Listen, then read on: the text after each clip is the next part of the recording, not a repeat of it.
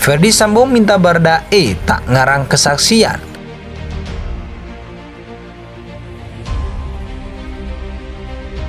Jadi pada saat dari Magelang sampai Jakarta tuh Bang Riki bilang, Bang Riki pengen menabrakin mobil karena almarhum kan posisinya di sebelah kiri, dan pada saat dari Magelang sampai Jakarta itu almarhum tidur. Jadi dia Bang Riki ini bilang ke saya pengen menabrakin mobil di sebelah sisi kiri. Pada saat perjalanan dari Magelang menuju Pada Jakarta, saat Magelang ke Jakarta. saudara Riki bercerita kepada saudara Betul, bahwa dia pengen menabrakkan mobil, Siap, betul Bapak. diarahkan kepada Yosua. Siap, betul Bapak. Saudara tidak tanya waktu itu, apa alasan pada saat itu? Saya berpikir Bapak. Berpikir, apa Saya- ya? Saudara, Dalam pikiran saya, ini berarti sudah dari Magelang ini. bisa saudara pertanggungjawabkan keterangan saudara ini? Bisa Bapak. Saudara disumpah. Saya disumpah.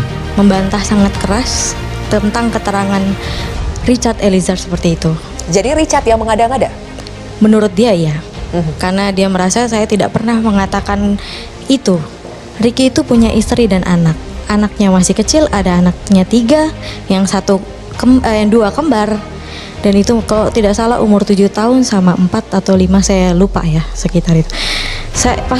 Dia bilang pasti saya akan memikirkan anak saya perempuan, istri saya harus bagaimana, apalagi ibu saya, ayahnya kan sudah meninggal ya, ibu saya satu-satunya, sekarang saya punya orang tua, ibu saya satu-satunya, masa iya saya mau melakukan seperti itu?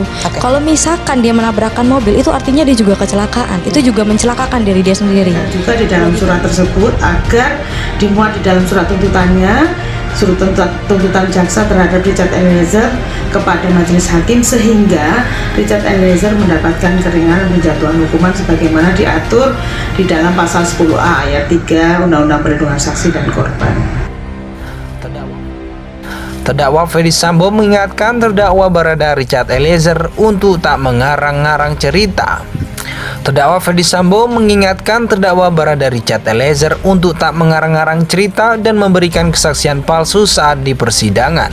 Dia juga meminta agar Richard melimpahkan semua pertanggungjawaban hukum atas pembunuhan Brigadir Nofriansah Yosua Huta Barat kepada dirinya. Terdakwa kasus dugaan pembunuhan berencana terhadap Brigadir Yosua Huta Barat Ferdy Sambo saat menjalani di PN Jakarta Selatan, Jakarta, Selasa 22 November 2022. Sidang itu beragenda pemeriksaan sebanyak 9 saksi yang dihadirkan jaksa penuntut umum, diantaranya ajudan petugas swab, sopir ambulan, karyawan swasta, dan pengusaha CCTV.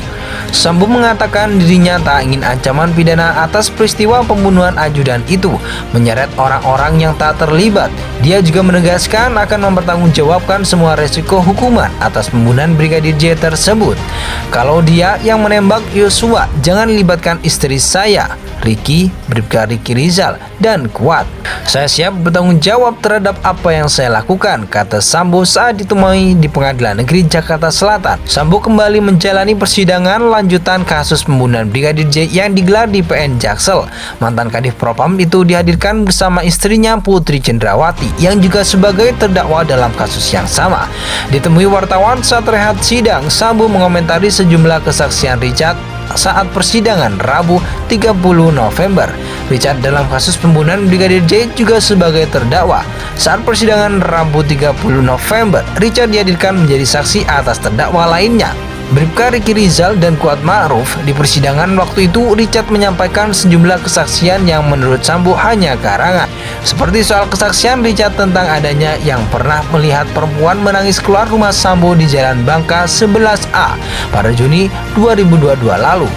Jauh hari sebelum pembunuhan Brigadir J, dalam kesaksian lainnya, Richard juga mengatakan di hadapan majelis hakim tentang Sambo yang turut menembak Brigadir J.